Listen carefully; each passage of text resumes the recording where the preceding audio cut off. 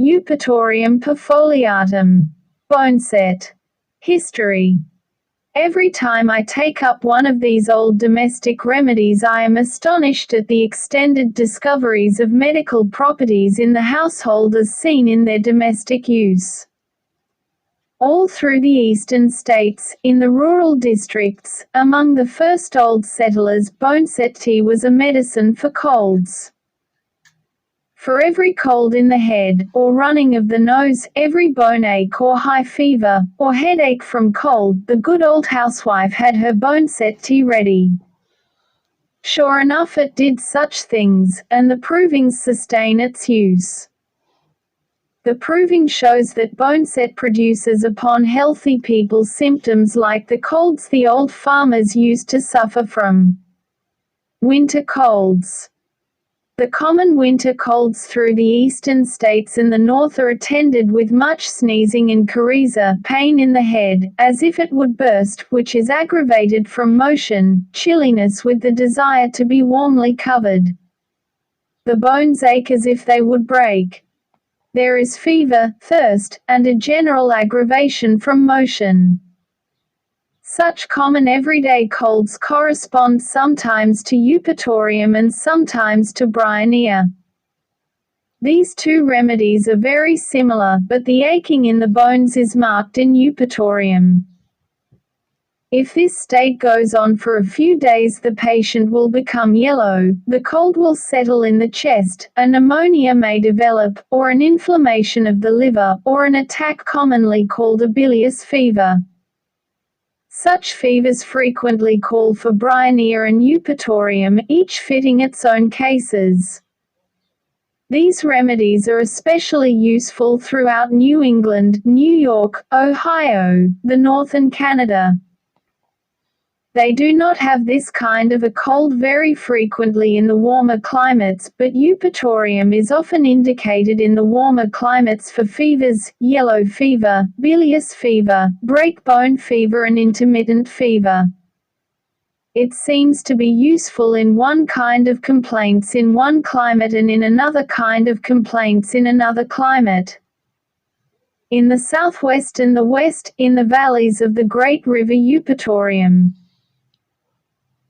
Cures complaints beginning as if the back would break, great shivering from head to foot spreading from the back, great sensitiveness to cold, congestive headaches, flushed face, yellow skin, yellow eyes, pain in the abdomen, and in the region of the live inability to retain any food, nausea from the sight and smell of food, the bones ache as if they would break, the fever runs high. The urine is of a mahogany color, the tongue is heavily coated yellow, and there is nausea and vomiting abila. That gives the picture of Eupatorium in the Mississippi Valley, in the Ohio Valley, in Florida and Alabama and all through the southern states. The most prominent symptom are the vomiting abila, the aching of the bones as if they would break, the pains in the stomach after eating, and the nausea from the thought and smell of food. The stomach is very irritable. The thought of food gags him. The patient desires to keep still, but the pain is so severe that he must move and so he appears restless. These are among the acute manifestations, and are things only very general that we must take up and apply to sick people. Eupatorium has been a very useful remedy in intermittent fever when epidemic in the valleys. Among the first signs is nausea sometime before the attack, and there are sometimes spells of vomiting bile. About 7 or 9 o'clock in the forenoon, he commences to shudder, the shivering runs down the back and spreads from the back to the extremities. He has violent thirst, but the shiverings are mad worse from drinking so that he dare not drink cold water. There is soreness and pulsation in the back of the head, violent pain in the occiput and back before and during the chill. During the chill he wants to cover up and the clothing needs to be piled on. The thirst extends through all the stages. At the close of the chill there is vomiting. Often it does not occur until the heat, but before the sweat fairly sets in, he vomits copiously, first the contents of the stomach and then bile. When the heat is on he seems to burn all over, sometime as though with electric sparks. Intense heat burning in the top the head, his feet burn and his skin burns. The burning is more intense than the heat would justify. It is characteristic of this remedy, for the sweat to be scanty. A violent chill, intense fever which passes off slowly, and very scanty sweat. The bones ache as if they would break. During the chill his head aches as if it would burst, it throbs, it tears, it stings, it burns. He describes the headache in terms expressive of violence, as if probably a congestive headache. One would think after the fever subsides and he commences to sweat a little that he would get relief, which is true excepting the headache, which often gets worse clear through to the end of the attack, and sometimes it will last all day and night. Then he will have a whole day free from the headache, but on the third day at 7 or 9 o'clock on will come the same trouble with increasing violence. At times these attacks are prolonged, the one will extend into the other, that is enter into a sort of remittent character with no intermission. The longer this runs the more the liver becomes engorged, and finally the urine is loaded with bile, the stool becomes whitish, the fever increases, the nausea increasing, the tongue becomes pointed and elongated, and is dry, the headache is extremely painful, and a state of masked fever comes on.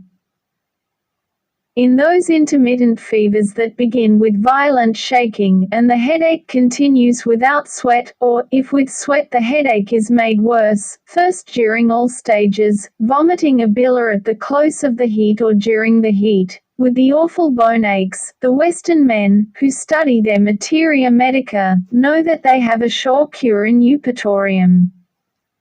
The time for the administration of this dose is at the close of the paroxysm. You get the best effect when reaction is at the best, and that is when reaction is setting in after a paroxysm has passed off. That is true of every paroxysmal disease, where it is possible to wait until the end. You cannot mitigate them very much during the attack, indeed, if the medicine is given then it very often increases the difficulty, but if you wait until the close of the paroxysm you get the full benefit of your medicine, and the next paroxysm will not develop, or will be lighter, or, if another attack is brought on immediately you may rest assured there will be no more. It is not an uncommon thing in intermittent fever, when the remedy has been administered at the close of the paroxysm, for the next paroxysm to come within 24 hours after the administration of the medicine. These mixed cases are often in a state of disorder. One who does not know this would immediately show the white feather, would be alarmed, would be afraid the patient was getting worse, but you have only to wait for the subsidence of the attack and you will see that you have broken its cycle and periodicity. When this remedy has been apparently indicated by intermittents, and it has not proved of sufficient depth to root out the intermittent, there are two remedies, either of which is likely to follow it, and these are natrum muriaticum and sepia. These two remedies are very closely related to Eupatorium, and take up the work where it leaves off when the symptoms agree. Press the red subscribe button, then press the bell icon to get the latest updates.